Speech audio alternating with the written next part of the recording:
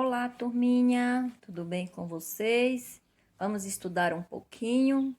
Hoje vamos aprender sobre a formação das primeiras cidades. E para compreendermos melhor, assistiremos a um vídeo. Vamos lá?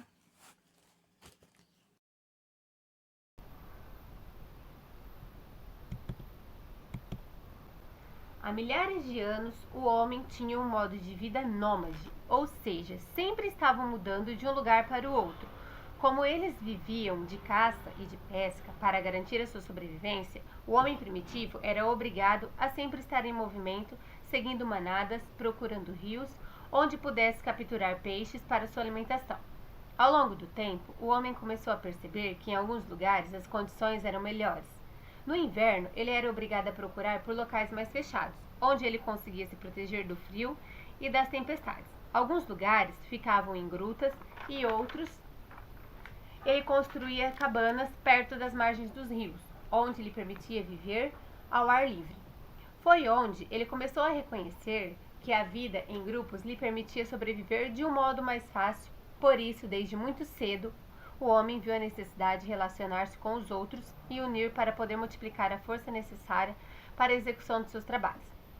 Foi aí que ele passou a viver em tribos e foi fixando-se em um lugar à medida em que evoluía. Um conhecimento que mais contribui com a fixação do homem foi a agricultura.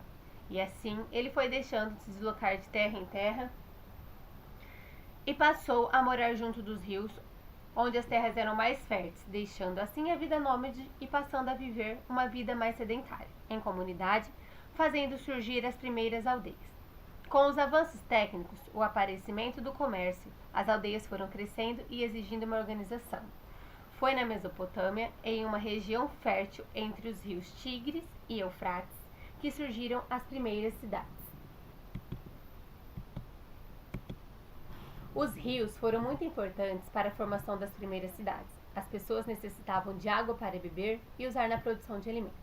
Foi aí que começaram a criar pequenas vilas próximas aos rios. Essas vilas cresceram e deram origem às cidades. Então, crianças, perceberam que as cidades surgiram como centro das civilizações e acompanharam a história humana desde a antiguidade até os dias atuais? Que ótimo! Vamos aprender sobre a classificação das palavras em monossílabas, dissílabas, trissílabas e polissílabas.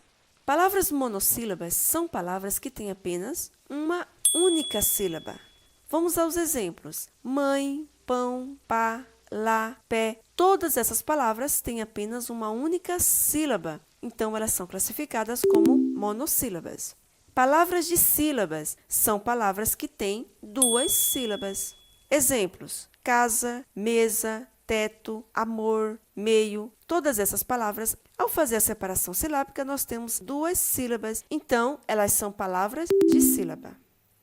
Palavras trissílabas são palavras que têm três sílabas.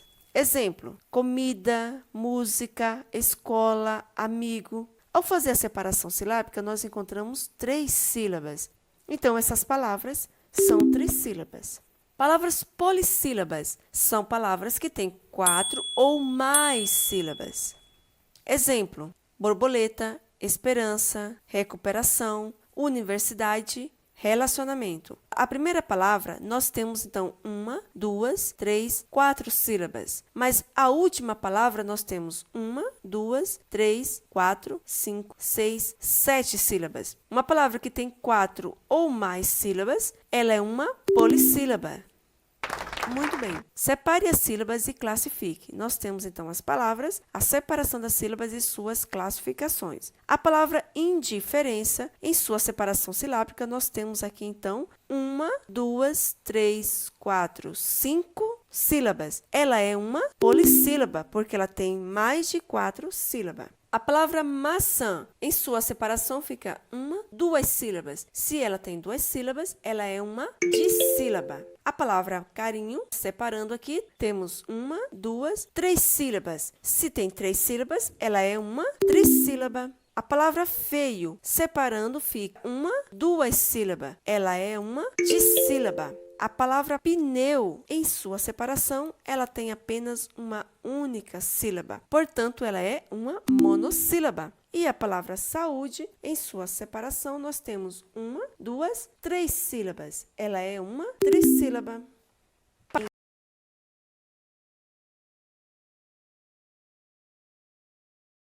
Compreenderam que, de acordo com o número de sílabas, as palavras podem ser classificadas em monossílabas, dissílabas, trissílabas e polissílabas.